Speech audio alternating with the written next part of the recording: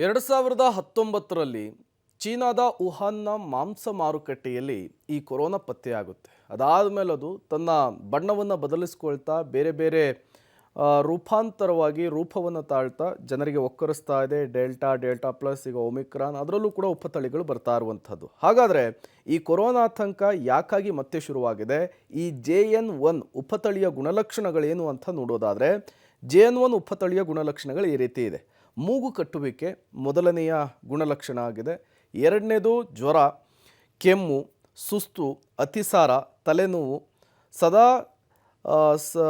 ಮೂಗು ಸೋರುವಂತಹದ್ದು. ಇದೆಲ್ಲವೂ ಕೂಡ JN1 ಉಪತಳಿಯ ಗುಣಲಕ್ಷಣಗಳು.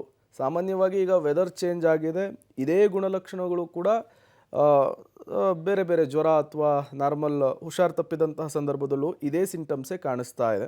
ಹಾಗಾಗಿ ಆರೋಗ್ಯ ಸಚಿವರು ಸಲಹೆಯನ್ನು ಕೊಟ್ಟಿರುವಂಥದ್ದು, ಈ ರೀತಿಯ ಸಿಂಟಮ್ಸ್ ಕಂಡು ಬಂದಿದ್ದೇ ಆದರೆ ಯಾವುದಕ್ಕೂ ನೀವು ಒಂದು ಪರೀಕ್ಷೆಗೆ ಕೊಡುವಂತಹದ್ದು ಒಳ್ಳೆಯದು. ಅದರಲ್ಲಿ ಕೋವಿಡ್ ಪಾಸಿಟಿವ್ ಬಂದರೆ ನೀವು ಟ್ರೀಟ್ಮೆಂಟನ್ನು ಪಡೀರಿ. ಯಾವುದೇ ಕಾರಣಕ್ಕೂ ಉದಾಸೀನ ಮಾಡೋದು ಬೇಡ, ನೆಗ್ಲೆಕ್ಟ್ ಮಾಡೋದು ಬೇಡ ಅಂಥೇಳಿ ಮಾನ್ಯ ಆರೋಗ್ಯ ಸಚಿವರೇ ಸಲಹೆಯನ್ನು ಕೊಟ್ಟಿದ್ದಾರೆ.